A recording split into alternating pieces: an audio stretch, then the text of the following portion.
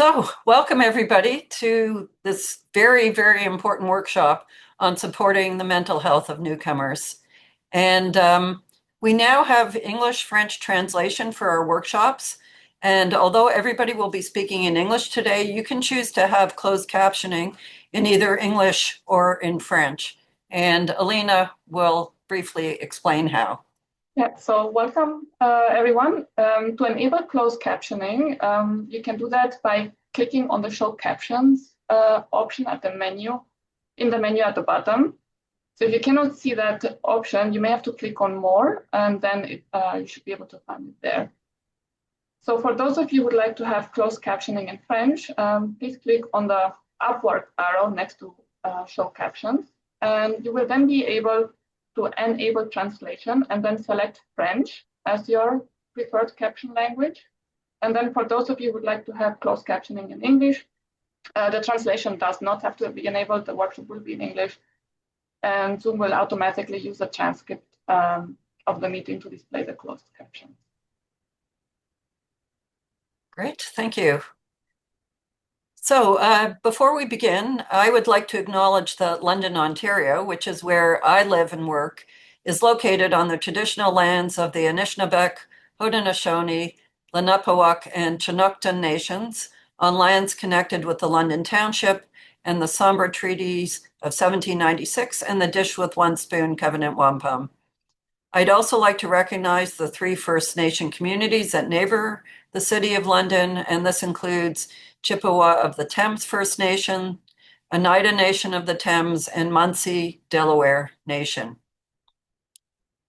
I have to say I'm very excited about today's workshop, which features a discussion of 4 promising practices that support the mental health of different groups of newcomers: immigrant families, 2S LGBTQIA+ immigrants, immigrant children and youth, and a program specifically for Black youth. These practices have some similarities and also some unique features. And our discussant will be highlighting key themes and important lessons for others to use in developing their own practices or improving their own practices, or just to give you some food for thought. So our speakers today are first Abigail Cameron from Success, who will be speaking about the Tri-Cities wraparound model of care for mental health in immigrant families. Abigail is the Associate Director of Strategic Initiatives and Development at Success. Welcome, Abigail. Then Arti Arumugam from the YMCA of Greater Halifax, Dartmouth, will discuss the East Coast Kitchen Parties project for and by 2S LGBTQIA+ newcomers. RT is the coordinator of the newcomer 2S LGBTQIA+ youth program at the YMCA Greater Halifax Dartmouth Center for Immigrant Programs. Welcome, RT. Our third speaker will be Kevin Haynes from the Center for Addiction and Mental Health, CAMH, who will be speaking about the Amani Mental Health and Substance Use Program for Black youth. And I'm sure he will be explaining what Amani is about. Kevin is Senior Manager of the Black Health Strategy at the Center for Addiction and Mental Health. Welcome, Kevin. And our next presenter, Amanda Carey from Western University, will discuss the STRONG program. STRONG stands for Supporting Transition Resilience of Newcomer Groups. Amanda is a clinical psychologist who oversees the supervision of graduate students and co-leads the community implementation of the STRONG program. Now, following the 4 presentations, our discussant, Amna Ashraf, from the Center for Addiction and Mental Health, will pull together some key themes from the presentations and what we've learned. Amna is Senior Manager of Health Equity at the Center for Addiction and Mental Health. Welcome, Amna. And following Amna's discussion, the speakers and Amna will be available to answer your questions. So please use the Zoom Q&A button at the bottom of your screen for inputting questions.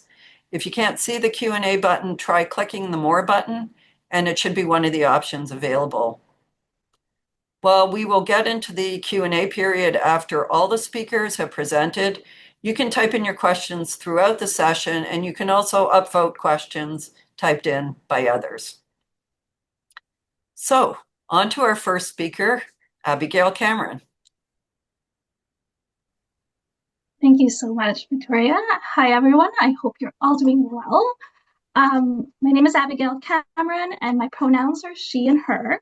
And I'm joining you from the unceded territories of the Coast Salish Nations, of the Musqueam, Squamish, and Tsleil-Waututh Nations, colonially known as Vancouver. Thank you so much for having me here. I'm here to speak about the Tri-Cities wraparound model for mental health in immigrant families. This project, one moment here we go. This project was funded by the Public Health Agency of Canada under the most impacted communities of COVID-19, and it took place in August 2022 to March 31st, 2024. It was an innovative project that brought different collaborators together with the Tri-Cities Local Immigration Partnership as the lead overall project coordination role, and Success as the lead for the intervention of the wraparound model of supports, because they provided direct services, and the Social Research and Demonstration Corporation as our evaluation lead. The goals and objectives of the project was, the overarching goal was really to improve immigrant families' access to culturally appropriate mental health and support. Earlier on in the project, we did a lot of consultation, both with communities and other community partners, such as early year service providers and different providers that had family programs, to better understand what their needs were, so that we could determine a very much community-led type of project. And some of our objectives, I'll just share them here. What really came out from those consultations was the need for more training and community-based tools on mental health literacy and promotion. So there was a lot of conversation around how mental health does have, the term mental health in and of itself can have some cultural stigma. And so from the Newcomers' perspective, they really wanted for us to focus more on reducing some of that stigma, as well as looking at how do we support newcomer families, particularly those with children ages 0 to 6, so really an earlier focus around culturally appropriate ways to address mental health. And so just to share that these are the objectives, we really wanted to enhance the service provider capacity by, offering different types of trainings, learning opportunities, but also there was an opportunity to develop some culturally appropriate tools as well that would support mental health literacy. And then the project would test the intervention of a wraparound model of care that would provide that one-to-one case management and availability of other group sessions as well. There was a focus on supporting the maternal mental health needs of immigrant families. And so, as I mentioned earlier, we really wanted a very community-led engagement in this project. And so one of the key features of this project was the engagement of immigrant families from the planning all the way to the evaluation of the project. So we engaged about 20 immigrant families to participate as an advisory group. They participated in terms of providing oversight and guided our project activities to ensure that it is relevant to their needs. Now, the interesting part was that when we first envisioned the project, we thought, oh, we'll bring them and other community partners together and have just one steering committee. Well, we learned very early on that we're like, that might not work as well, because there are some power dynamics that we also needed to be really cognizant of. And, immigrant families did say, I'm not sure I'd be very comfortable sitting there with somebody perhaps from the Ministry of Children and Family Development, because there could be some severe consequences with what I would share. And so we very quickly pivoted to make sure that immigrant families, so we didn't want to call them a focus group because we wanted them to participate throughout the length of the project. And so we called them immigrant panelists instead, because we weren't sure what else to call them. And so, they received additional supports. We ensured that there was culturally appropriate supports available to them in guiding this project. And so that was really interesting. And I'm sharing with you also the project steering committee, which was the service provider side, so that we also worked with service providers around how to best engage, them in their service delivery and programs. Some of the key innovative features was some of the tools that were developed through the project. We did develop community-based tools such as emotional magnets that were translated in different languages that families could then use to better communicate their emotions, both with their children and with others. We also developed the Tri-Cities Family Challenge booklet, which enabled families to connect to different community resources. So each month there was a challenge to get to know either around a mental health literacy skill, or it was around access or connection to a community resource to really engage them in community connections. The other one that was developed was the Art Start conversation cards.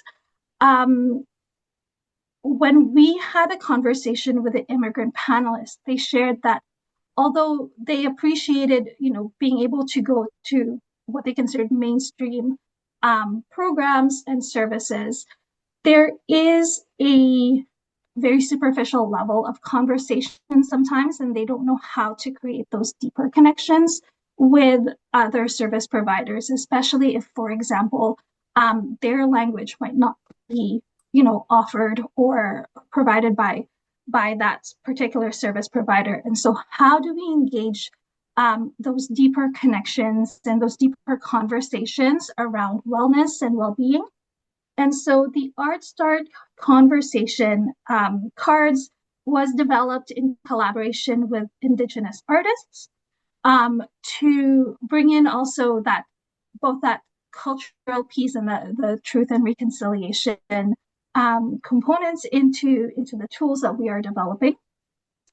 And what we did with that is we identified, I believe, 3 emotional literacy skills, and we used different modalities to engage folks in conversation, because it allowed their conversation starters so that service providers can use them in their programs, or just, with either on a one-to-one basis or in group programs. Other innovative approaches for the project included our evaluation. One of the concerns that we had in evaluation was there is going to be a ton of fatigue if the same families have to complete a survey for every single activity that they do, because it's a wraparound model. And so, would that be a deterrent for them to access more of the supports that they need if they have to complete a survey for every single activity? And so we did have that conversation with our funder, who generously said that, we really just want to see the pre and post. And so you can be innovative with your evaluation approach. And so through that and through the leadership of SRDC, we were able to use 2 different approaches, which is the journey mapping and the photo voice. This enabled us to really work with the newcomer clients on understanding, their journey from before they joined the program all the way to post. And it was amazing. I'll share a little bit about the outcomes later, but it was amazing to see the outcomes that they had. And with photo voice, that was used primarily for service providers as well, to better understand, the impact of the project for their work. And then, as mentioned, capacity building on evaluation for service providers, we really recognize that trust-based relationship between newcomer clients, newcomer families, and service providers. And so we didn't want to bring in an evaluation partner who may not be able to have that first language or that connection already with the newcomers, because then we might not be able to get as much of the the impact of the program, right? And so SRDC actually supported our service providers with capacity building to conduct a lot of that evaluation, or the journey mapping process with the newcomer families, which was amazing. And then service providers were also involved in the development of the community-based tools, and the wraparound approach really strengthened a lot of the referral pathways and made it a lot more impactful for newcomer families. These are some of the outcomes, and I just wanted to share a little bit of a story when I mentioned about the journey mapping. In the journey mapping, you could see that when they first started with the program, their networks were very limited to perhaps some family members. And they mentioned, well, we received information through newsletters. And so that was their network in which they tapped into. And by the end of this project, their connections have increased dramatically. They were participating in parent ambassador groups. They had friends from different services, and they had made some real impactful connections that really supported them. And one other outcome from newcomer families was that they were empowered to advocate for their needs. Some of them even started campaign letters to really advance some of, advocate for some of the programs that they wish to see in the community, which was amazing. And so with that, I think I'm going to leave you with this quote and this photo that was part of the photo voice information. And it says, "Rainbows are a reminder that even after dark and challenging times, there's always joy, light, and beauty on the other side. There's always a new beginning.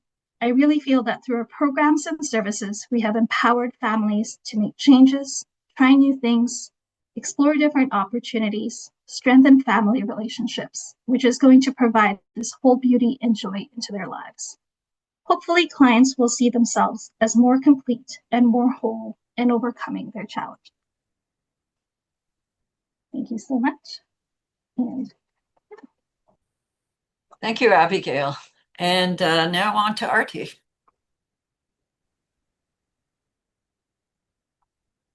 Hello, everyone.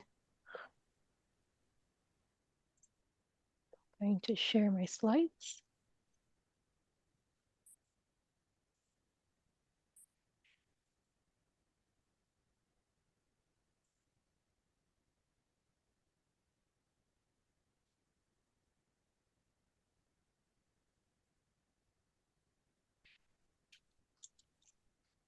Good afternoon, good morning. I'm Arti Armugam. My pronouns are she, her, they, them. I am the coordinator of the Newcomer to SLGBTQ program at the YMCA of Greater Halifax Dartmouth's Immigrant Program Services. I'm joining this meeting today from the unceded and unsurrendered territory of Jibuktuk, known as Halifax and Maggie, specifically Nova Scotia. The territory is governed by the 1760-1761 Peace and Friendship Territories. More personally, I'm a newcomer from the lands of the Temuan peoples, known as Malacca in Malaysia. I work specifically with groups of LGBTQ, especially newcomers, who are mainly from the Southwest Asia and North African regions. I'll be speaking in English today, so if you like to have support with interpretation in French, please choose it as your form of language or the subtitles. A bit of an overview of the practice, taking inspiration from the Maritime's tradition of kitchen parties, or known as Kayleys. The project was specifically designed to provide queer and transgender newcomers with a platform for socializing and sharing knowledge through food and stories. The initiative aimed to foster a sense of belonging and community development. One of our impetus for creating this project was to actually address the social, cultural, and systemic challenges that members of the just LGBTQI community faced in assessing mental health and addiction support, which was especially exacerbated not just during but also after the COVID-19 pandemic. Newcomer LGBTQI community members, particularly SOGIS refugees and asylum seekers, experienced acute social and physical isolation upon arrival in Canada. At the time, I was supporting clients who were being facilitated to arrive in the country and being settled in apartments all by themselves and not being able to participate in activities. So by having this conversations with them, we were able to think a bit about what are some of the programs that would allow them to participate in smaller groups. And this is how this project came to be. We also recognize that the newcomer LGBTQIA plus clients do not necessarily are able to have unobstructed spaces to create new relationships that blossoms into friendships and communities.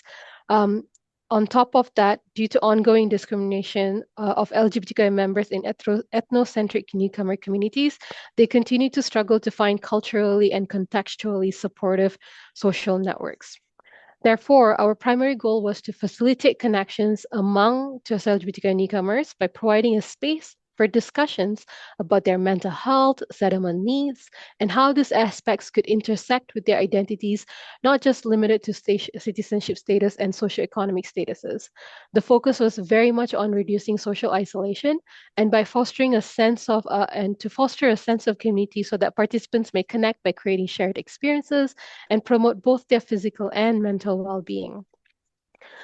In addition, we sought to reduce the stigma associated with mental health and illness, particularly among queer and transgender individuals who face an increased risk of developing unhealthy or ununiformed eating habits and eating disorders during resettlement settlement processes. As a result, another goal of the project is to enhance participants' understanding of nutrition, as well as physical and mental well-being.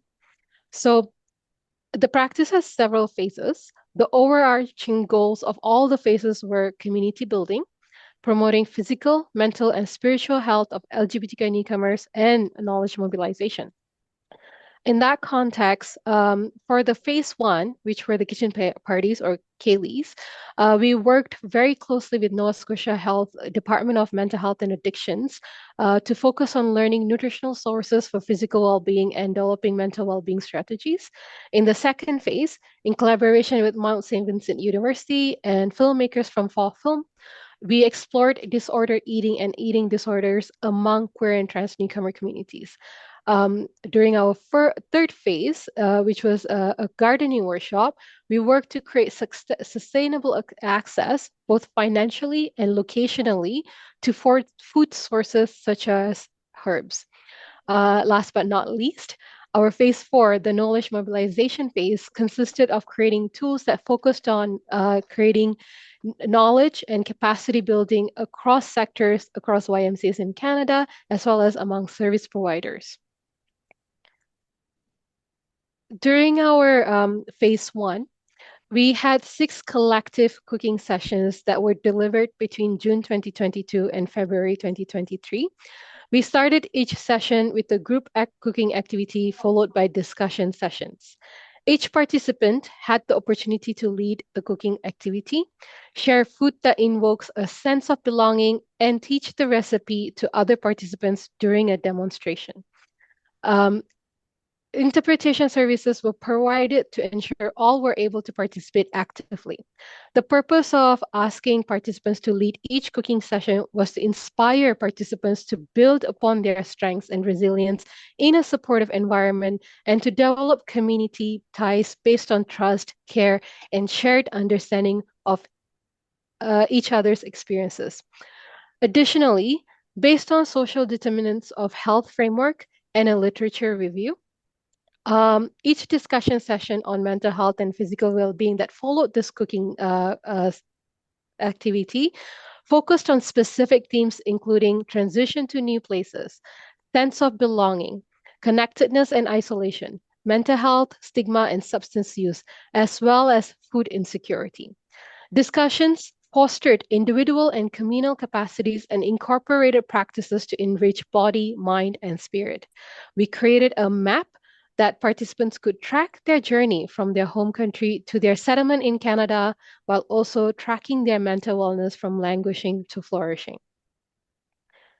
In phase 2, we conducted 6 interviews to create an animation film to explore relations between disordered eating habits and identities, including being racialized, an immigrant, and an LGBTQI community member.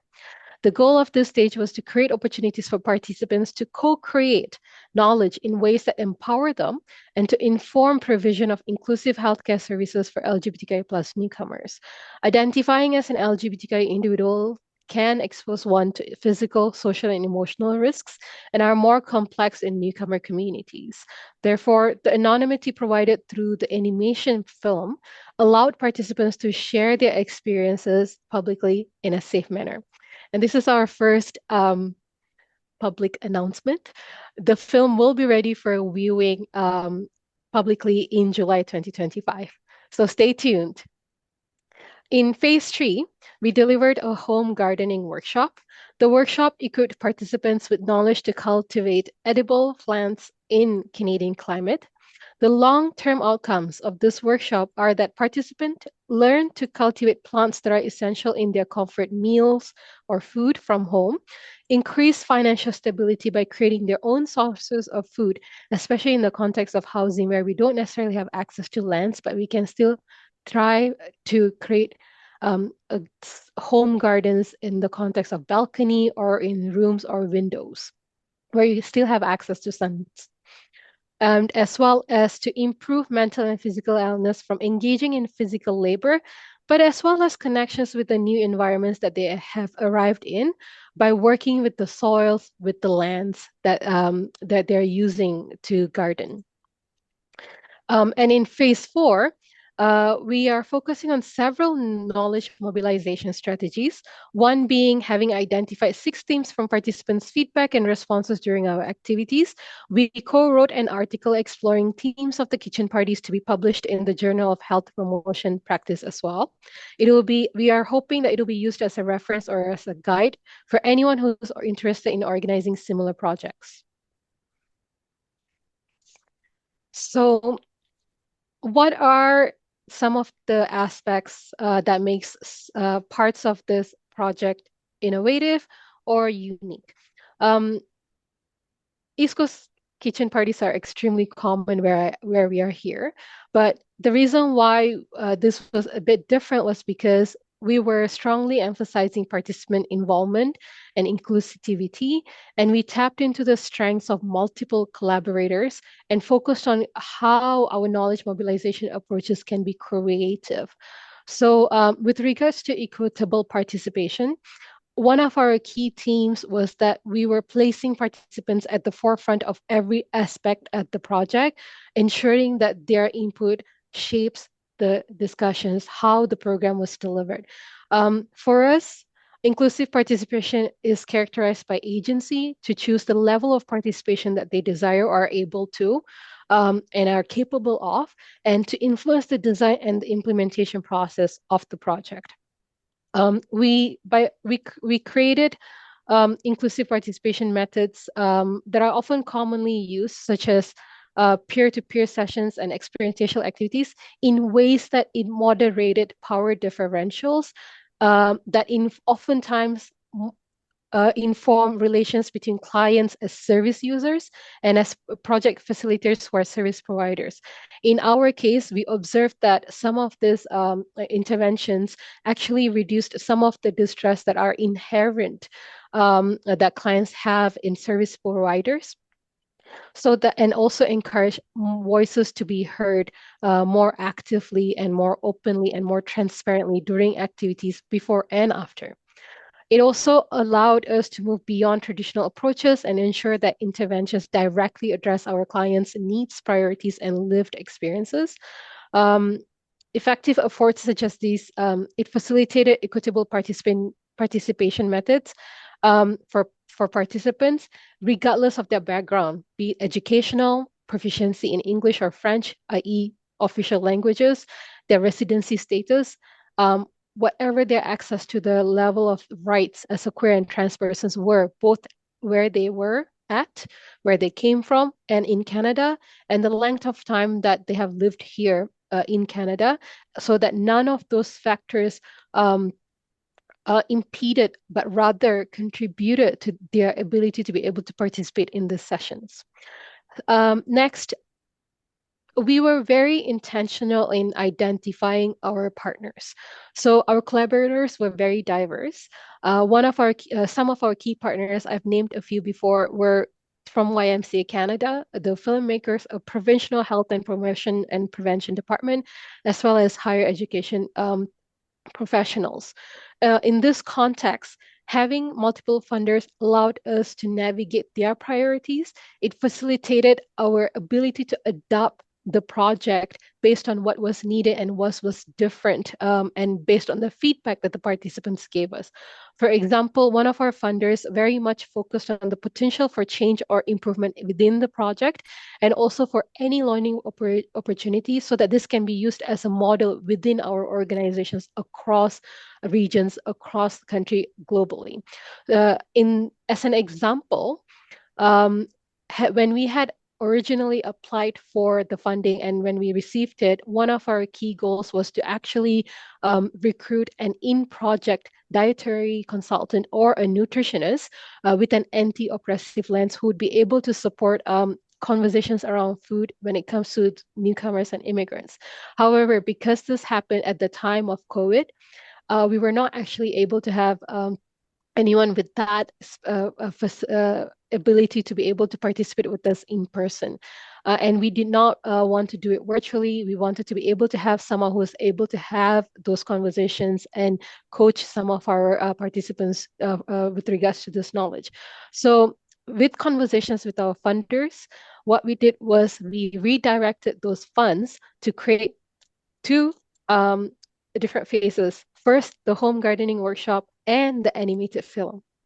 So what happened was our participants were able to then not just have an understanding of what does eating disorders or like unhealthy eating habits could look like, which was originally not a work that we were going to explore, but we were able to, after we redirected, they were also able to inform the current research gaps that are looking at what does that aspect of eating disorder research look like. Additionally, we were also able to encourage participants to share with us what has independent or sustainable engagement with food could look like, especially in the context of ongoing and increasing food prices and food insecurity through the home gardening workshop, which allowed us to be still staying in touch with them and encourage them to continue to participate in some of the urban gardens here around us. So that those were two examples. With regards to not being able to have a consultant or a nutritionist, what we did do is, because I have had some experience in nutrition, we were able to, as an alternative, provide a 2-hour nutrition workshop where we explored how can we approach nutrition at a basic level and then go on to have a nutritionist in our lives if possible, in order to have that ongoing conversation and incorporate those knowledges. So those were all extremely encouraging, I would say, temporal impediments. And they were possible because our funders were very flexible. With regards to diverse knowledge mobilization, there are two prongs as to why this part of it was innovative. First being, when we started this project, we very much wanted the program delivery to be challenging the helper or the helping narrative that are very much prevalent in service-oriented structures. So one way that we did this was by actually um, using participants' feedback, we analyzed and adapted our engagement method to strengthen the delivery and reach the participants. So during every session, we would ask for participants' evaluation either by filling it out a paper, sending us a voice text, or giving us a call or meeting us and staying back or chatting with us whenever that they're available. What we did do from those feedback is that we then moved from talking circles, for example, to say trivias and hand-on exercises. We also even had a session where we had the stress bucket challenge by actually working with different types of bucket. We also had a Geo parody version of the Geo parody game, and all this activities actually allowed this to recognize that participants had a various wealth of knowledge, but were not necessarily able to relate to each other deeply due to varied language skills, but also because given the context of global understanding and approaches to the different things that we were talking about with regards to wellness, having those platforms actually allowed them to be able to transcend those differences and connect at a more humane level. So it actually elevated participants' ability to directly draw the connections between our discussion teams and the lived experiences of folks in the room. Last but not least, with regards to diverse knowledge mobilization, we were very happy that we were able to tap into the diverse resources and skills of our partners, being able to create journal articles, but also in being able to creating an animation film. So production of this knowledge in multiple formats ensure greater reach to audiences of different capabilities and abilities, as well as to various sectors, be it higher education or healthcare or immigration and settlement, as well as non-governmental services. So with that, I would like to share that I'm very interested to have questions and will welcome collaborations in the future to continue this work in many ways that it could look like. Thank you. Great, thank you. And our next speaker is Kevin, please. Thank you very much. I'm just going to share my screen. Give me a moment. And I'm really excited to be able to present about our work that we're here leading at ChemAge in collaboration with community partners, our service called Amani, Mental Health and Substance Use Services for Black Youth. This is a provincial program. I'll get into the details in some of the further slides, but I always like to note when we start that this isn't a new program per se coming out of nowhere. It's building on the legacy and impact of its predecessor program, which was called the Substance Abuse Program for African, Canadian, and Caribbean Youth, or SAPACY for short, because we recognize it was quite a mouthful. But I'll get into some of those details a little bit further as I continue on. So just to kind of get us started, I find it's always helpful to give some background in terms of what we're looking to accomplish before I actually get into the specifics about how our program works. Because I often find that if folks are grounded in the why, it helps to understand some of the pieces that we talk about. So more broadly, when we look at the Canadian context, we know Black Canadians experience disparities in health outcomes when compared to overall Canadian population. I think this is across the board in physical health, mental health, access to care, health outcomes in general. We see a lot of disparities and higher prevalence rates of chronic illnesses, hypertension, diabetes, mental health concerns, including psychosis, anxiety, depression, you name it. We also know that prolonged exposure to trauma as a result of historical oppression and colonialism, racism, and segregation that has been experienced by Black Canadians has resulted in inequitable access to healthcare services and social services as well. So oftentimes we find that folks who are needing the services aren't necessarily getting connected to programs. If they are fortunate enough to get connected, they're not often being retained in these programs for various reasons and experiencing barriers. And then we drilled down a little bit further because, of course, we recognize early intervention is very important. So when we look at our young people and our young leaders throughout the country or more broadly, Black youth face greater mental health disparities when compared to other ethno-racial groups, but also broader communities as well. So again, I mentioned things like longer wait times, greater rates of disengagement, oftentimes misdiagnosis and overdiagnosis in other times as well. And then when we look at the outcomes across the board, there's a lot of health disparities across virtually all domains. So clearly there was a need, and the community built this program in a response, a direct response to that need. So drilling down a little bit more specifically as it relates to our work here. So in Ontario, in 2017, I believe, the Black Health Alliance led a project called Pathways to Care. And this was a collaborative project in collaboration with Taibu Community Health Center, CAMH, Strides Toronto, and the Wellesley Institute, so Kwame Mackenzie and team. So this project particularly was led by Tianda Fante Coleman at the Black Health Alliance and team.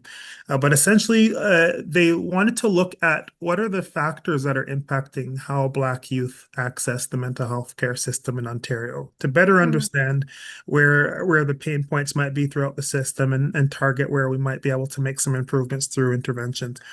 If you haven't read this report, it's publicly available. I believe it's through the Wellesley Institute website, but I can find a link after and share with folks if you're interested. I would encourage you to read it. It's quite comprehensive and has a lot of youth insights in terms of some of these barriers. But at a very, very high level, some of the key findings, as we noted, the systemic racism and how that impacts access.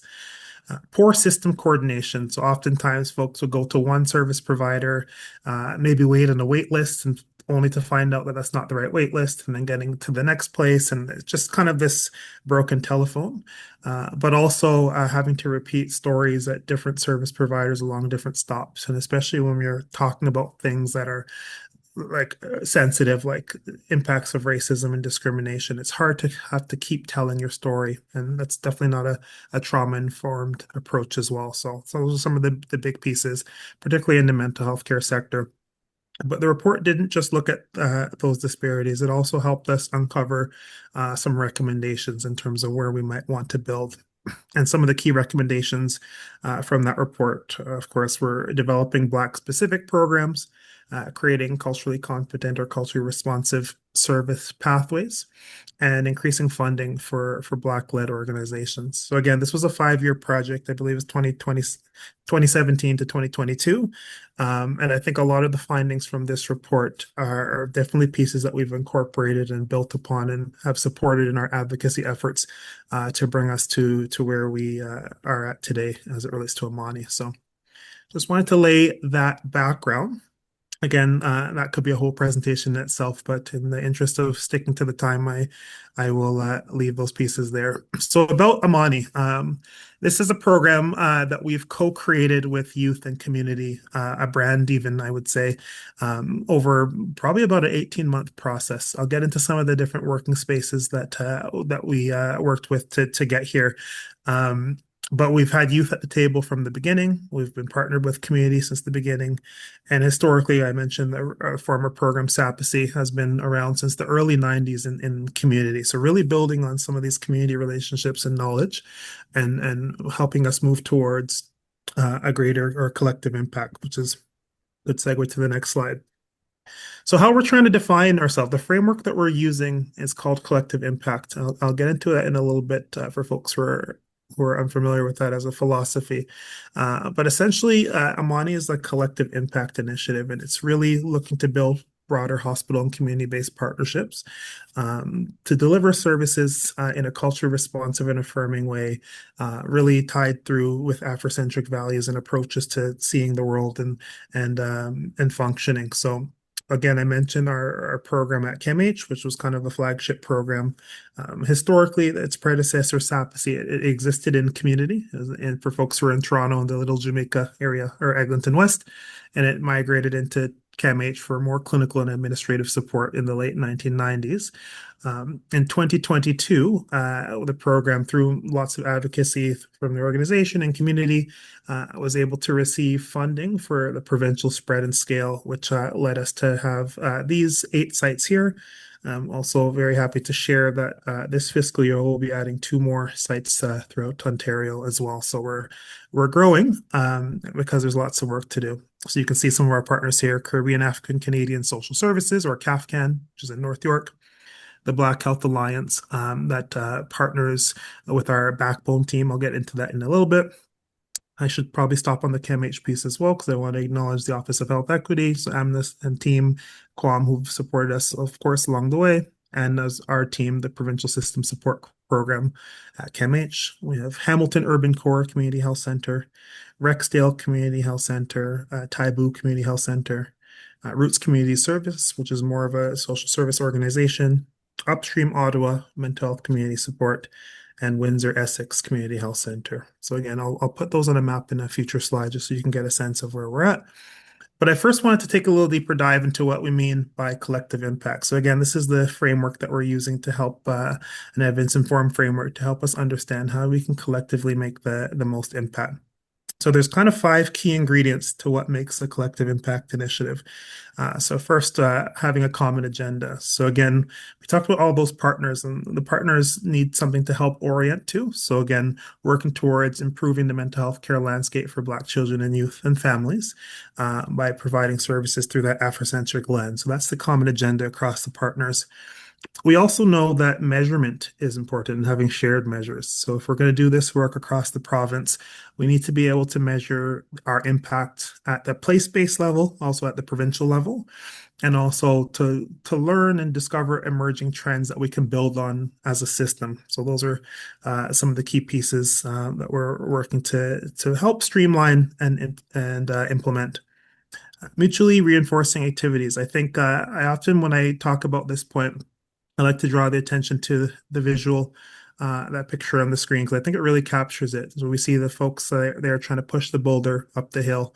And I always kind of comment, well, imagine if we weren't necessarily pushing on the same direction, or if one person decided to stop. I'm sure the load of that boulder would feel a lot heavier for one individual versus collectively, right? So how do we collectively push towards the same direction so we can make the intended change that we're looking to do? So that's one piece.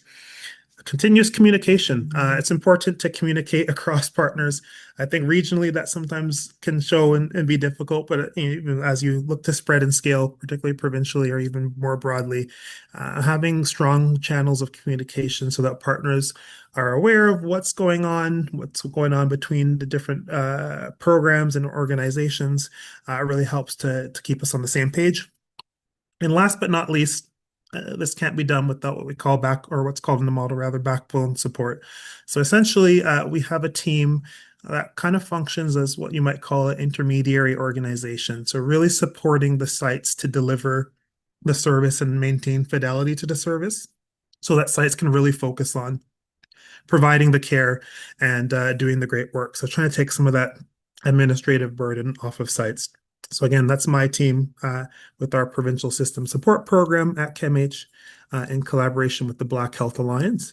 And we do all things as it relates to implementing this program. So that might include implementation support, evaluation, support with knowledge mobilization, support with communications, really helping to keep the initiative coordinated.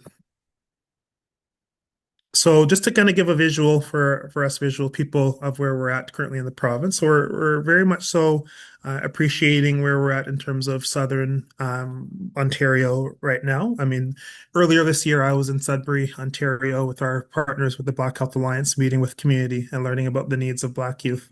in Sudbury and even further in northern regions. So we certainly appreciate there's a lot of need across the province. Had to start somewhere, so looking to kind of spread and scale up from there, but also wanted to make sure that we build out the right infrastructure so that we can meaningfully support northern sites through leveraging technology and partnerships and otherwise. So that's certainly pieces that we're looking to do across our expansion journey. And as noted, we'll be adding 2 more sites to this map this fiscal year, which is very exciting. So how do we kind of do all that? How do we put all these pieces together? So there's an evidence-based model that we've adopted and adapted to, rather.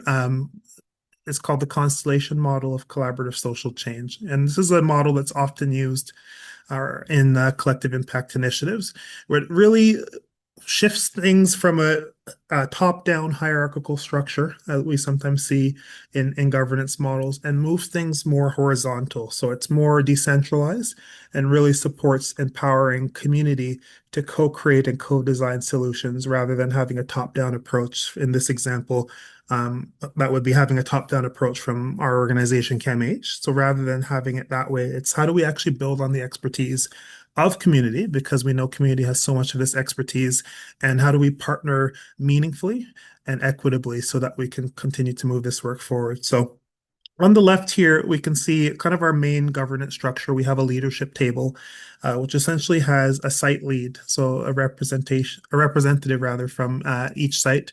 In some instances, some sites might kind of have an alternate member or 2 folks who kind of come to support just because that makes sense for their specific setup. And in collaboration with our backbone team, so again, I mentioned our Provincial System Support Program team, and the Black Health Alliance, we really look to drive the strategic direction and support of the initiative. And if you can see on the right, we have our constellations, what they're called in the model, which you can also refer to as more like working groups or action teams.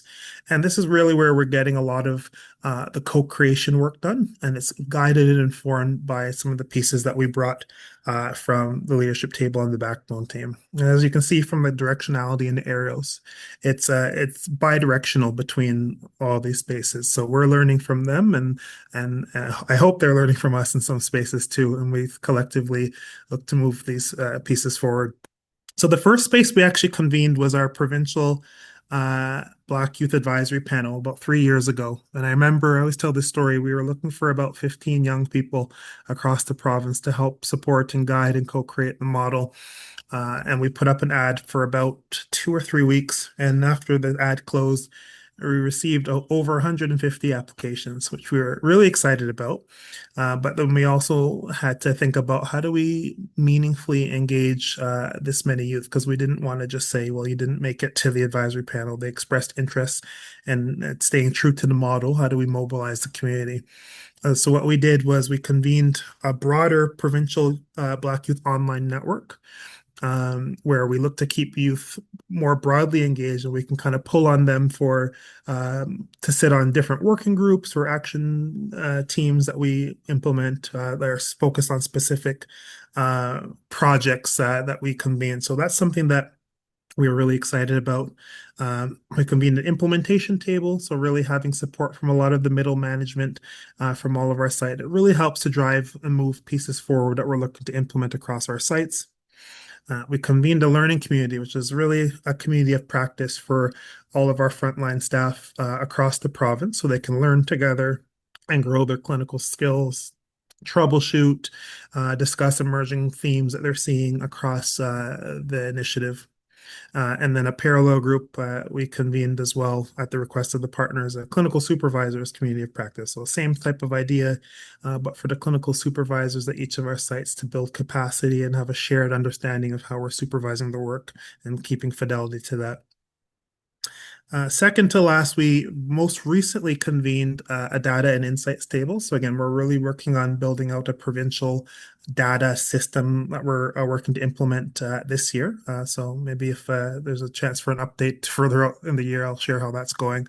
But we have data leads from each of our sites, sometimes folks from privacy and different areas of organizations, really helping us and build out what shared data is going to look like across Amani, what governance considerations that we need to make. So there's frameworks, for example, that were developed, like the EGAT framework, which stands for Engagement, Governance, Access, and Protection. And it's a health data governance framework that supports equitable data use for Black communities and working towards kind of data sovereignty. So those are some of the pieces that are talked about in that space. And very, very excited. We recently have convened, we haven't had a meeting yet, but we're hopefully in the next couple of weeks, our French Language Services Advisory Group. We've partnered with our partners at the Provincial System Support Program. There's a Provincial French Language Services Network, and we've partnered with them to put together this space, which is going to be a blended mix of youth, which we already have identified from our youth advisory panel, service providers and Amani sites, and we're looking to implement French language services at our sites. So currently we've received funding to pilot this piece from 3 sites across the province. Sorry, I see a hand. I'm happy to. Should I take a question? It's okay. I can ask at the end. I can ask Okay. the question at the end. I don't want to take her. No worries. So the French Language Services Advisory Group, we're looking to implement French Language Services again at least 3 of our sites we've been funded for this fiscal year, which we're really excited about. So we're really rolling that out now. So that will be including bilingual clinicians at the site, so clients can receive services in their preferred language. And we've been working on some broader proposals to scale that through all of our sites. So our hope is that in the near future, if we're successful in some of those proposals, we'll actually be able to provide clinical services in French with our clinicians. I mean, currently we use interpreter services and pieces like that, but it'd be really great to have bilingual clinicians to deliver those services in the language of choice, of course. 6 key pieces. So our backbone team I mentioned, we kind of the engine that's helping to keep things running. And there's kind of 6 key things that we're focused on to help organize ourselves. So again, I mentioned guiding the vision and the strategy. I spoke to supporting those aligned activities, so helping our sites kind of remain aligned in those pieces. Establishing shared measurement practices. Again, we talked about the importance of measuring and understanding how we're doing pieces. Building public will. That's what I kind of call doing things like this, presentations, speaking to folks, getting people excited about the initiative and wanting to partner and to support. Advancing policy. We know this work doesn't happen in a vacuum. So oftentimes there needs to be policy shifts to support us in getting to where we need to get to, whether that's organizational policy or like big P policy from a provincial or national perspective. And last but not least, funding is needed to do this work and to sustain it. So another piece of our work is how do we mobilize funding, and not just getting funding and centralizing it, but how do we share that equitably across our sites. So I'll head into my last couple slides here. Currently, there's 2 clinical programs that we run. So I know folks are often interested in the frontline work. We have what we call our mental health and substance use program, which was historically what we referred to as the substance abuse program for African Canadian and Caribbean youth. We've moved away from that name again with our rebranding, but also in consultation with our youth and talking about some of the stigmatizing language there, and just a name that kind of reflects more so the scope of what we provide. And we have a Justice Center partnership, which is a partnership with the Ministry of the Attorney General, which I'll speak to in my second last slide. So our mental health and substance use program, there's 8 core services that we provide: assessment and treatment planning, counseling, psychotherapy. We have psychiatry. So right now we have 3 psychiatrists, which are centralized at CAMH, but we do virtual consults. And for our Greater Toronto area sites, there's often opportunity for some in person as well. We're looking to develop broader groups. So I think CAMH has some of them currently, and we're looking to spread and scale some of those across the province. We have caregiver support groups. Each of our sites are equipped with a case manager, and we do a lot of health promotion work in like schools and really reaching out to youth where they're at so that they can understand the importance of mental health care. So this is a service that's available across all of our sites, which we're really happy about. And this is also a service that will be available in French at 3 of our sites this year once we fully implement and we're hired up, and we're hoping to further increase that capacity to all of our sites if we're successful in those fundings. Please advocate for us. And last but not least, our Justice Center partnership. Again, this is a partnership with the Ministry of the Attorney General. We talked about some of the adverse pathways to care that Black youth experience, and one of those key pathways is through the justice system. So oftentimes, there's a lot of youth who are in the justice system who have unidentified mental health care needs, and they just end up being streamlined like in a criminal justice perspective, but we're not looking at it from a broader public health perspective. So what we've actually been funded to do is to co-locate a social worker and a clinical and forensic psychologist with this court model. And the idea of this court model is they take the court out of the traditional courtroom and move it into a community setting. So more of like a social service type of hub and working from like a restorative justice perspective.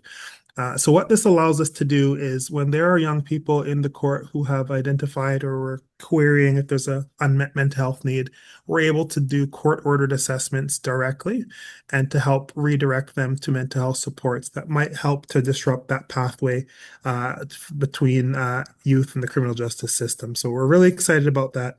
A lot of great resources. Again, that could be its own presentation in itself. So I won't get into all those details, but thank you so much, and I'm happy to take any questions when we get to that point.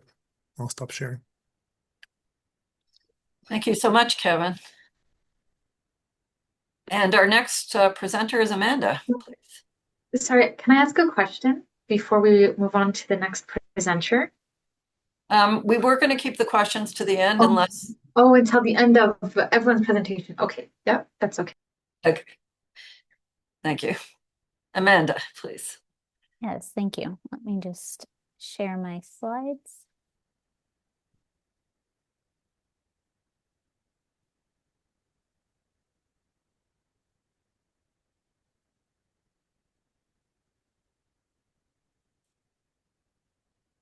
Okay. Well, thank you everyone for joining, and I know everyone's schedules are quite busy, and I appreciate everybody making the time to come together on such an important topic. And it's really exciting to hear all the different initiatives that are happening across Canada. To tell you briefly an introduction about myself, my name is Dr. Amanda Carey. I'm a clinical and forensic psychologist, and I wear many different hats in my role as a psychologist, but I'm very privileged to be connected with the Center of School Mental Health at Western University. I've been connected with the center since about 2015 now, dating back to all the way when I had started my PhD. And my role with the center right now and with the STRONG program, which I will be speaking about, is I'm involved in helping to build some of our community partnerships. I facilitate the facilitator training, and I also provide clinical supervision to our wonderful graduate student clinicians who co-lead this program that I'll be talking about. I did want to mention as well that I'm usually located in London, and I'm currently joining all of you from my hotel room in St. John's, Newfoundland, where I'm here to present at the Canadian Psychological Association conference on the STRONG program. And I actually saw in the chat there's a few attendees from New Brunswick. So nice to see you all, and I haven't had a chance to fully explore your beautiful area, but I am very excited to check out some of the restaurants and paths that are here. So to tell you a bit about the STRONG program. So the STRONG acronym stands for Supporting the Transition Resilience of Newcomer Groups.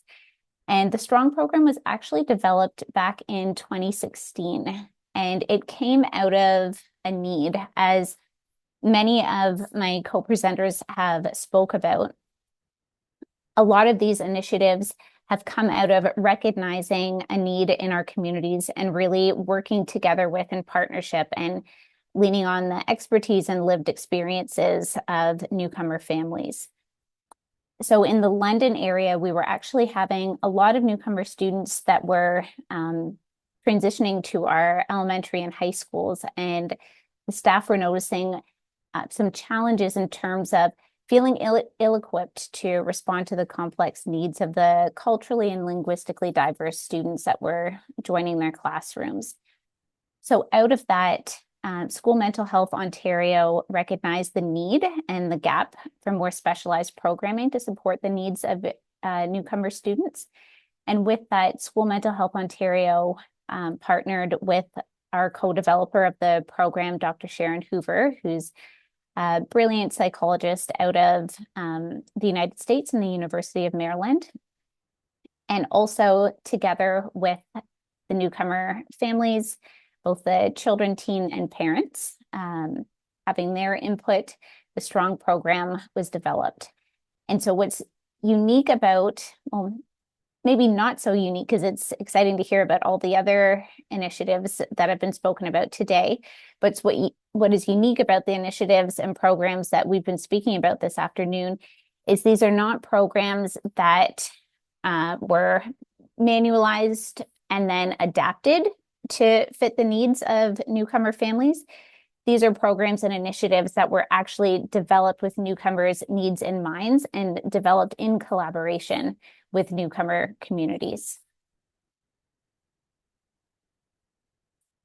A bit about the aims of the STRONG program. So it's a mental health program that is designed to equip young people with the skills to learn how to transition to their new country and environment, really building on their strengths. And as a lot of my co-presenters have touched on already, it's really important to build that sense of connection and sense of belonging, that strong protective factor of social relationships. And the STRONG program, I will mention, it was initially developed to be implemented in school boards, as I spoke about earlier. There's both an elementary version of the manual as well as a high school version of the STRONG program. And while it was initially intended to be implemented in school settings, we have since expanded implementation to include community settings as well, which is a big part of my role within the Center for School Mental Health. So, and again, that came out of being responsive to the requests and the needs in our local community. So in addition to implementing the program in schools, we've now partnered with different community organizations, including settlement organizations, to implement the STRONG program.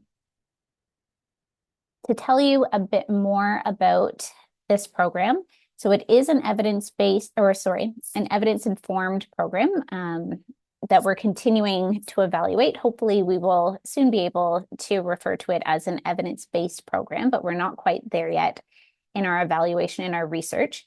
But nevertheless, an evidence-informed program that is grounded in 3 core modalities or approaches that are strongly backed by the research and literature when it comes to best supporting the needs of children and youth. So it's grounded in culturally sensitive cognitive behavioral therapy.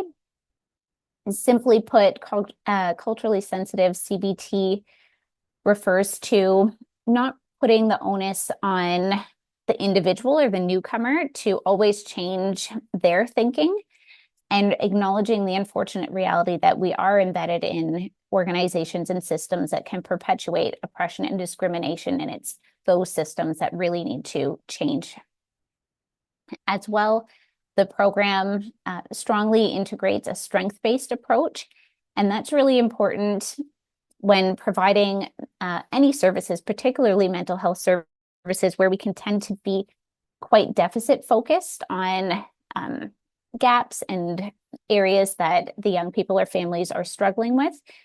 We really make a concerted effort to shine the spotlight on the tremendous wisdom, strength, and expertise these newcomer families have. And while they may be struggling with their English proficiency, or while they may be struggling with their social emotional development, they have these wonderful strengths that often go unrecognized, such as they speak 4 other languages fluently, which is likely more than most of us could say, or they're incredible support as a big brother or sister to their many younger siblings. So really making sure we highlight and recognize those strengths. And also being trauma-informed. And again, not getting into the full explanation of what trauma-informed is. I'm sure many of you are familiar with that. but really trying to emphasize choice and control in collaboration with everything that we do with the STRONG program. I will say as well, the STRONG program is considered a Tier 2 intervention. And what we mean by that is it's a program that's designed to support the needs of newcomer students or newcomer children and teens who may be experiencing mild to moderate levels of social, emotional, or behavioral challenges. What I mean by that is it is not a program that's designed for every and all. So it's not a universal program for newcomer students. Simply because you've moved to Canada from another country does not mean that you'd be an appropriate fit for the STRONG program. You have to be presenting with, again, mild to moderate challenges, as well as it's not intended for young people who have more persistent, severe, or clinically significant difficulties, particularly clinically significant trauma responses that would require more intensive and potentially one-to-one services. I will add as well that with the STRONG program, it is not limited to newcomers who are of a certain status, and it's not limited to newcomers who have been in Canada for a particular period of time. To speak a bit more about the program, so the program is designed to be 10 sessions. These are 10 one-hour sessions. This is true for both the elementary and the high school program. And these are group-based sessions. Typically, groups are about anywhere between 6 to 10 young people. Additionally, these sessions are co-facilitated. One of the co-facilitators must be a regulated mental health professional. And again, that's because this is a mental health treatment or intervention program. And that mental health professional is expected to have participated in the 2-day STRONG facilitator training. We do really like the partnership and co-facilitator model of having a mental health professional paired with another allied professional, whether it's a teacher, a child and youth worker. We've recently done a lot of collaborations with co-facilitating with Swiss workers, so the settlement workers in schools who already have existing relationships with these young people. And we found that that model has proven to be quite effective. Thirdly, as part of the program, young people are invited to participate in an individual journey narrative session. The focus of that session is a very structured, strength-based conversation to guide them through thinking about how they use their inside and leaned on their outside supports before, during, and after their move to Canada. As well, part of that individual journey narrative session, which is completed by the regulated healthcare mental health professional, the young people participate in or are invited to participate in a trauma screener where we look to see if the young person is experiencing any trauma responses such as emotional behavioral avoidance or flashbacks or nightmares. And this helps us to identify young people who may have higher needs and would benefit from additional support once they graduate from the STRONG program. And finally, one piece that we have developed in response of the need and request of communities and families is we've developed 5 parent sessions to supplement the STRONG program. And the intent of the parent sessions is to inform the parents and caregivers of what their young people are learning in group and how they can help to reinforce and generalize these skills at home. But it was also designed to really build on the parent skills in a very trauma-informed and strength-based way. It's an opportunity for the parents to build connections with other newcomer parents and have peer support there. It's an opportunity for their wonderful wisdom and skills to be really celebrated and highlighted, because parenting is really hard, especially if you're trying to do it in a new country and unfamiliar systems. So it's an opportunity for us to really reinforce that they are doing so many things right and help them build on things that they can continue to improve in terms of their parenting responses. And we're able to connect them with other community resources if needed. In terms of the intended outcomes and what we're hoping to see through participation in the 10-week strong program is we're really hoping to try to bolster the young people's capacity to respond to situations with resilience, really develop their skills in terms of emotion regulation, problem solving, how to set and achieve realistic goals for themselves to really bolster their confidence and self-efficacy, as well as building meaningful relationships and connections with other peers that are in the strong program and helping them to see and experience that they're not alone and they're not weird or different or bad for potentially struggling or having a hard time adjusting to their new school and new environment. We have been through the school mental health or Center for School Mental Health through Western University. The research team has been evaluating the program since 2019. Initially, the research was led by my mentor and friend, Dr. Claire Crooks, and the research team is now continuing her important efforts. And through the evaluation of the STRONG program, which includes pre and post questionnaires before and after participating in the STRONG program, as well, the young people and their parents are separately invited to participate in focus groups so that we're continually gathering their input on what they enjoyed, what they would like to see improved, so we can integrate their feedback into continually improving the program, for future groups. And we have seen some really exciting preliminary findings.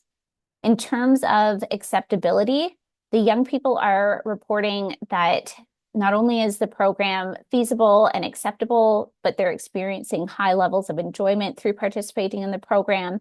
They feel more confident and competent to advocate for themselves in school, and they have really thoughtful, just brilliant feedback when it comes to how we can improve the program for other young people like themselves.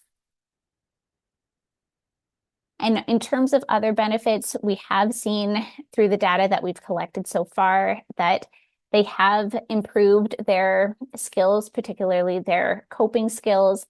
They've reported having improved self-concept. They're feeling more connected with their peers. It's really lovely to see many of the young people that have met in the group. One small example is 2 young women that met in the group actually chose to attend the same high school so that they can be together. And that was through a friendship that was formed in the STRONG program that was offered last summer. It's an opportunity for them to share their experiences of their journey of how they came to Canada and receive support and validation from their peers. And they also reported having improved knowledge of the Canadian context. And similarly, we've also heard positive feedback from the parents as well in terms of their behavioral observations of their children, that their young people are better able to problem solve and regulate their emotions. And also as parents, they feel more skilled and confident in responding to their children's needs. And I will say as well, it's been lovely to see. I've been intimately involved with quite a few of the STRONG programs we've offered over the last couple of years now. And many of the parents also become friends. At the end of group, we'll see parents are exchanging contact information. They're inviting, like, oh, bring your son's bicycle to my garage on the weekend and I can help fix it up. Or why don't you come to my church? I know your daughter needs volunteer hours. We need some volunteers.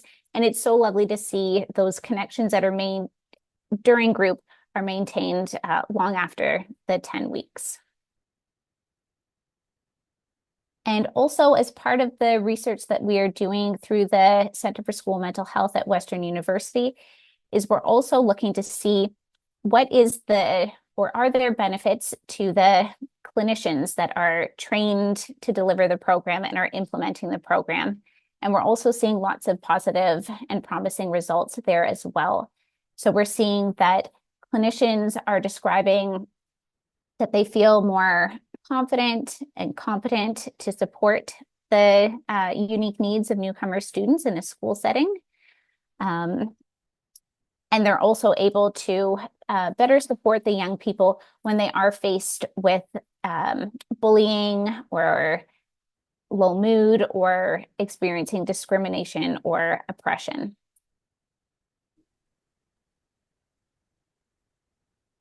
And finally, I just wanted to direct you to our website where you can find, we have lots of knowledge mobilization resources. You can see pamphlets about the program. We have YouTube clips kind of describing the program, as well as resources that are also translated in many different languages, including Spanish, Arabic, Ukrainian, just to name a few. So if it is something that would be of interest or a benefit in your organization or setting, we're happy to discuss that further. And thank you very much for your time. Thank you, Amanda. And now, Amna, you have all this to pull together. Over to you. Okay. Well, actually, they're just really fantastic projects. I think that, you know, we lead the Immigrant and Refugee Mental Health Project. Some of you have taken that, and what we do is we convene sort of these promising practices across Canada. So I just am always stunned that there's just so much more that we haven't included and want to include and continuously want to share, because I think, as I can see in the chat, many communities could benefit from some of these and maybe tweak them for their own communities. So some of the themes that I heard, one of the bigger ones was around collaboration and partnership. So whether that was your health authorities, your local immigration partnerships, and really looking at leveraging that expertise. I heard a lot, everyone was co-creating, which is a key component of any success to any program, is co-creation with the population you want to serve, and with those with lived experience and the experience of doing this work. One of the things I also heard was about improving mental health literacy. And I think one of the things that we talk about is that, and I just wanted to quote that, focusing on mental health promotion and illness prevention, as well as developing appropriate pathways to care, are very effective responses to mental health and mental wellness. And so another piece I did also hear is evaluation, and whether that evaluation is collective impact, whether that evaluation is capacity building within your own program. I think those are, it's just to evaluate, right? Pre and post, it's just to get some form of evaluation in your project so that you can continuously improve and work your way forward. And then innovation. I heard a lot about innovation, about, you know, tools of engagement, tools of things that can be passed on and promoted, intersectionality, equity, client-centered, trauma-informed, understanding and recognizing those with lived experience. So lots of these commonalities throughout all of it around culturally responsive care. And then I could say lastly, and the asset-based, right? Everything that was spoken about today was asset-based and strength-based. It was not from it was from a resiliency perspective. It was from, how do we move forward? How do we acknowledge the strengths of a particular population, a particular community? And then how do we move forward with collaborating together to help them? So that was sort of my high-level summary. But I do have other pieces where I think that we could really just acknowledge all the differences, yet commonalities in these situations, that I think we can really pull on these sort of all Ontario, all Canada perspectives. So, yeah. Wow, thank you, Amna. Thank you. So thank you, all of you, for your really amazing presentations with a lot of useful information. And I am so impressed by your knowledge base and how you've been able to apply this so effectively in, in the goal of helping newcomers and build on their strengths. I love that message. We will now be taking some questions from everyone else. And just before we do that, I want to mention that if you'd like to contact the speakers directly, if you have other questions later on, we're going to be providing their email addresses, all of their email addresses in the chat. And please feel free. Can I just mention one more thing, Victoria? I also wanted to just put in, I know Isabella's online, if you could just put in our website and also a registration for our course. Oh, there it is. It's we have our capacity building course for the settlement sector, and it's free. So just wanted to offer that as well. Great, thank you. Yeah. Okay, so questions. Can you put your questions into the Q&A, and then please just take a minute to look at everybody else's questions, and you can upvote those. We'll just give you a minute to do that.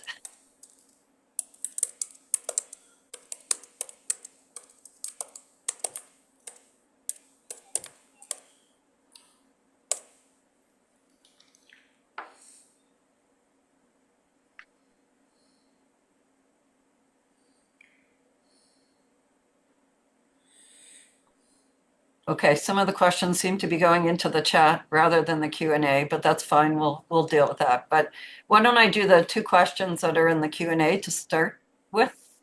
So this is a question for Kevin. And the question is, are there any data from the Amani Collective Impact that we can leverage?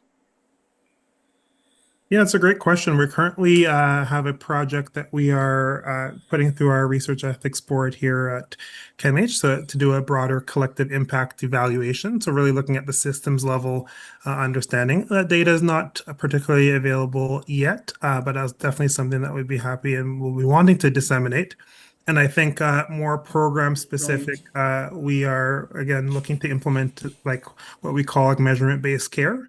So through a data system to really support young people to kind of take ownership in their care as well. So having different measures that they might answer at standardized periods of time, and then some of that data can be used to leverage some like outcome-based data as well. So again, those are in the early days of implementation. Right now, we're kind of working with 8 different data systems across the province. So you can imagine some of the complexities in terms of data sharing agreements and some of those pieces that we're working through, but hoping to be able to share those soon.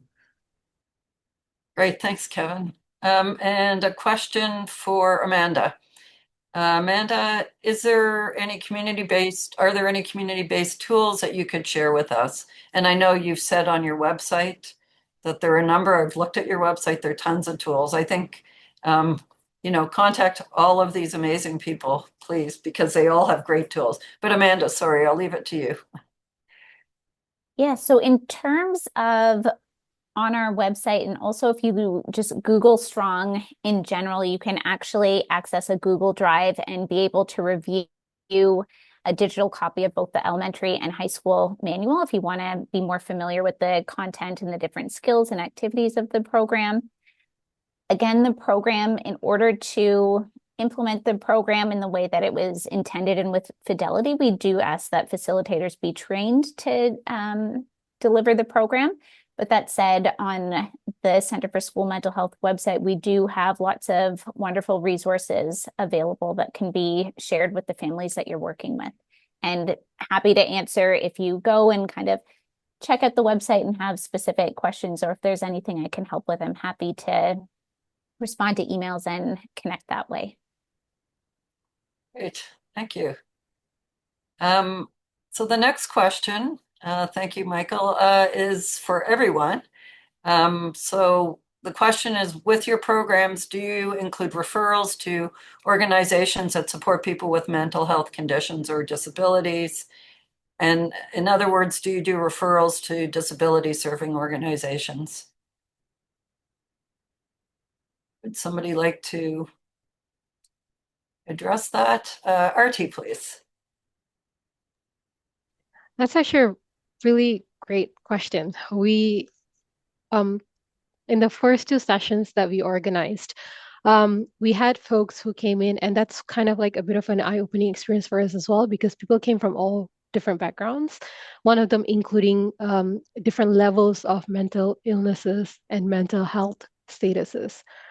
This kind of ties back to what Amanda said about the goal and purpose of the project, who it will be great for and who it may not necessarily be great for.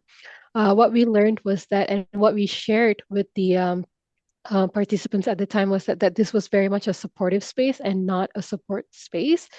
And from those sessions, we actually developed a very strong referral pathway, working with other aspects and arms of the Nova Scotia Authority departments in order to ensure that at any point of time, anyone who we work with within those programs, or anyone who ever accesses any other services that we provide, is able to have those aspect or like services provided to them as well.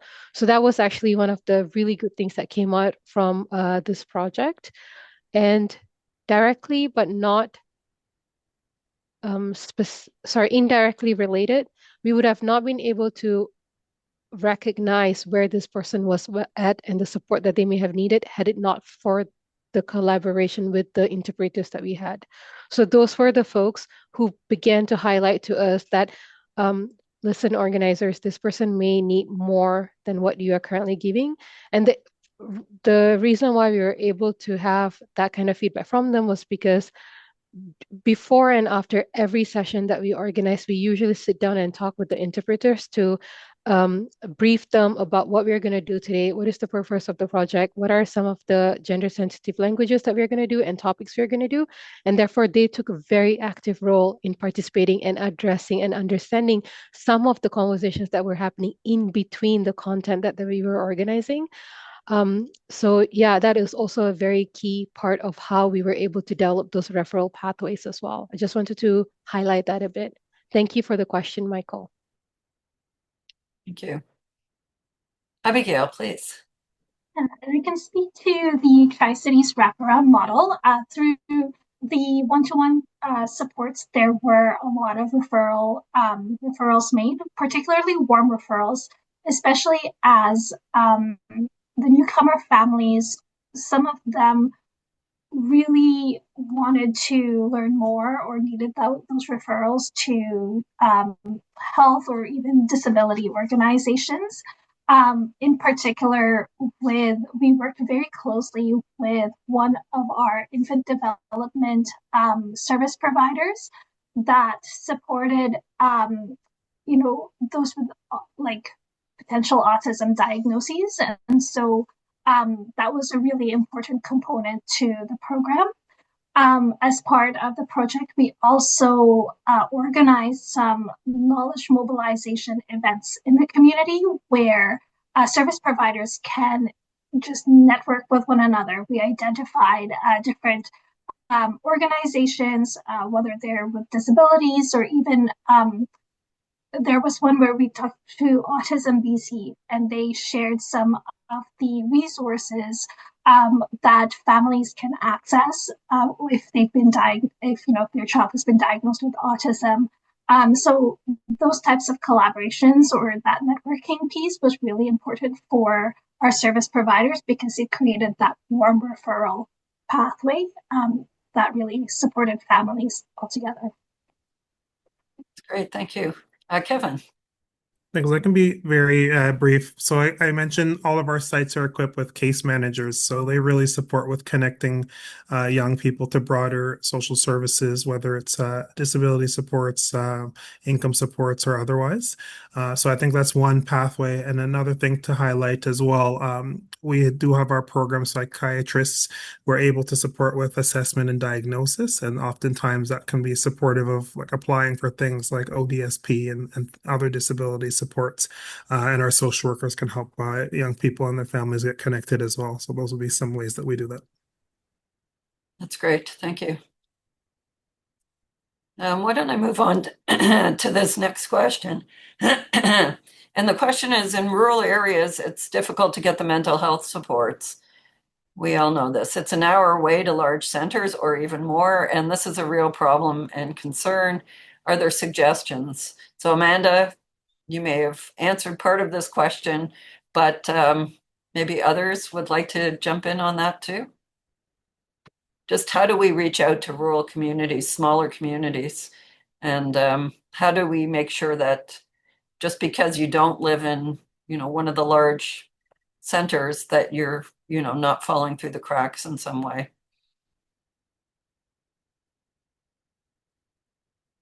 Ideas? I can. Oh, sorry. Amanda, go ahead, please. Kevin. I'll be brief with some of the things that we're exploring. So I think some of these things we're learning continuously as we go. But I think where we're able to think about how we can even leverage, some technology and digital technology to support with better connecting across broad geography. I mean, of course, there's equity considerations in that as well. So we have to make sure that we're getting the technology in a usable state to some of these rural spaces as well. But I think there's a lot of opportunity. And one of the projects that we're working on is how we can have like a broader consultative team that supports like as a virtual care team to support sites. And hopefully that will help us build more capacity to service rural areas. So it's something that we've been funded to work on over the next 4 years, and we're hoping to build out that infrastructure as well.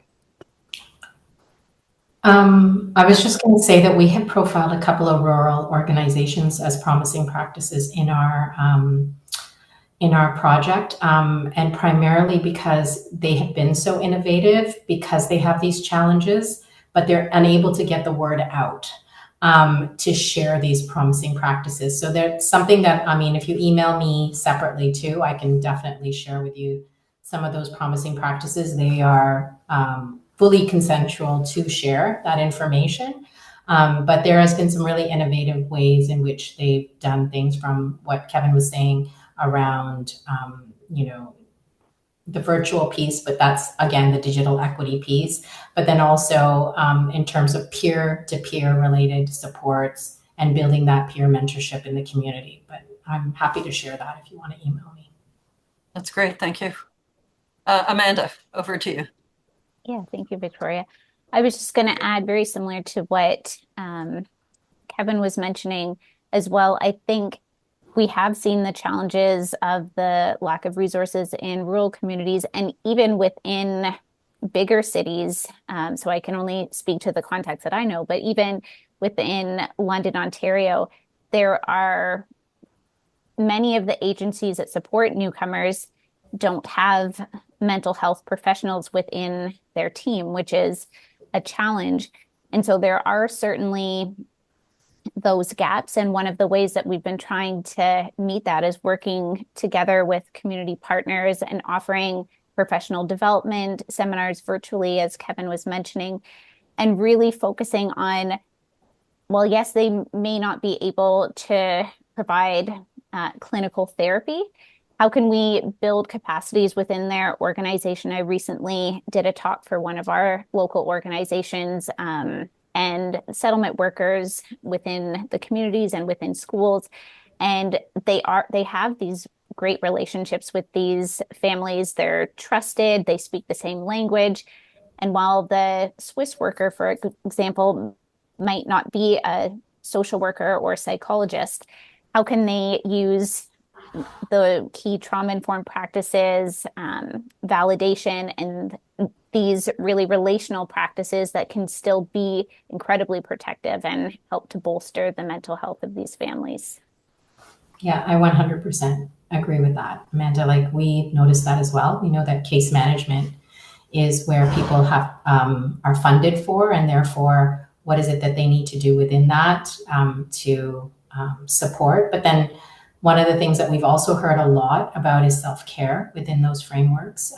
So one of our modules is focused heavily on self-care, and it's something we're asked about constantly. Just recognizing that when you're from the community that you serve, your boundaries is a very ethnocentric term, and it can be very Western in a lot of ways. And so how you separate yourself from the issues that you might hear or you want to troubleshoot is also part of your own self-care within that. So we hear a lot of these different things in terms of building the capacity of the sector. And I think that partnership piece is so key, leveraging those people that can help you. Definitely. Thank you. I noticed in the chat, Dorothy, you said you would like to comment. Dorothy's still here. Yes, hi. Thank you so much. Appreciate that. I work with professional newcomers that are recent arrivals to Canada, and a lot of what was discussed today is very germane to what my clients face. And one of the things that my colleague and I instituted was, and I know it's a basic thing, but it worked great.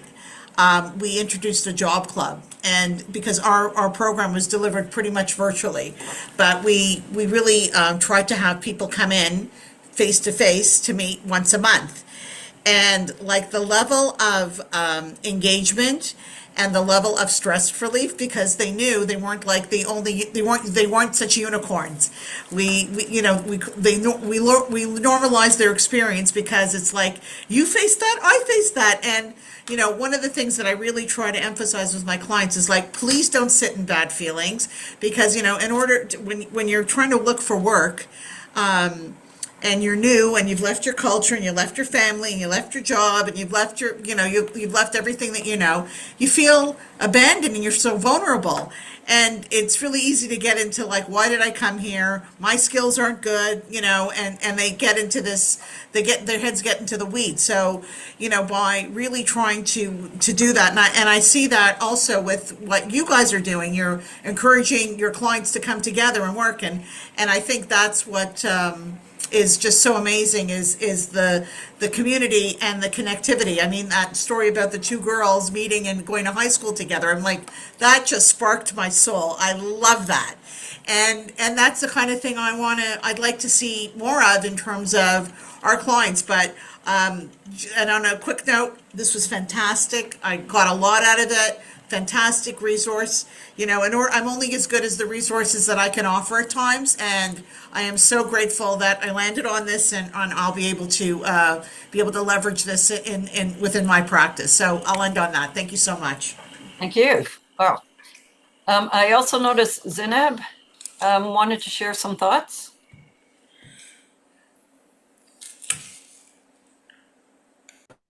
Zineb?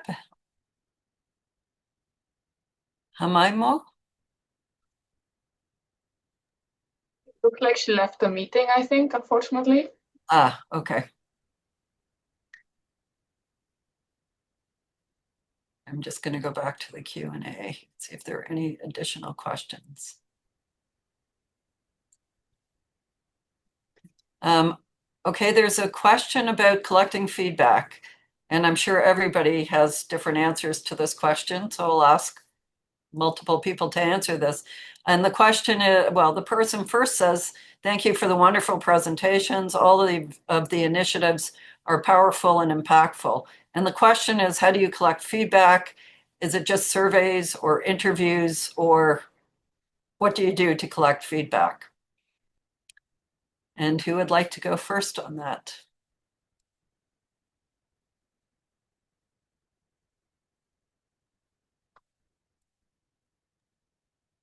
I'm happy to jump in and share how we've approached it within the STRONG program. So we have a couple of different ways that we gather feedback. We're, of course, informally gathering feedback from the young people and their parents every session.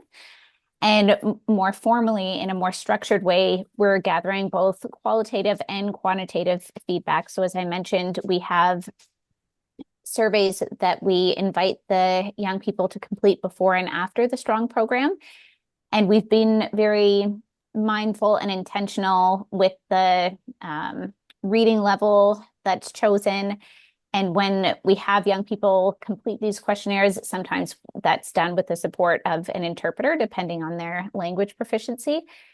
And then to supplement that, we also at the end of group offer an opportunity for the young people and the parents to participate in focus groups. And I find that that's where we get some of our richest data is out of those focus groups and conversations. And typically, most of the participants are quite eager to offer their feedback, and it's also an opportunity to see their friends and peers that they met in group again. So that's how we approach it within the Center for School Mental Health. Thank you. Who would like to go next? Kevin. I'm happy to briefly. I'd echo all those pieces. So a lot of the things, like especially when we're moving towards our measurement-based care system, so like session rating scales and pieces like that, I think are quite easy to implement and have a lot of impact as well. Focus group pieces are helpful even informally. So with our team in particular, we have a more formal evaluation plan that includes focus groups with different groups across our governance structure and young people as well. And then one other formal tool that I would note, there's a tool called the Ontario Perceptions of Care Survey for Mental Health and Addictions, which is quite a comprehensive survey, so to speak, that really speaks to different domains of care and young people or people's perception more broadly and how they experience that care. So that's a tool that we've implemented across all of our sites. It's de-identified, so you wouldn't be getting client specific, but you'd be able to kind of look at like aggregate level data to uncover trends that might be helpful to build on from like a quality improvement perspective. So those are some of the ways that we do as well. Great, thank you. Anybody else? Abigail, please. Project, we co-developed an evaluation framework with SRDC, who was the lead evaluation partner. And for that, we tried to identify quantitative and qualitative measures as well. And so in terms of methodology, we did have to be a little bit more innovative just to reduce some of the survey fatigue that could, potentially take place with both the service providers and also the newcomer clients. And so we found that, the journey mapping evaluation approach was really important. It was closer to the end of the project process, but it allowed for us to really measure the impact of the program for newcomer families. We also found the panels by engaging the immigrant families throughout the project. Those were really important in receiving feedback for the project, and it allowed us to also make changes, some quality improvement processes to support folks in achieving the goals, not just of the project, but their own goals as well. Great. Artie, do you want to jump in at all?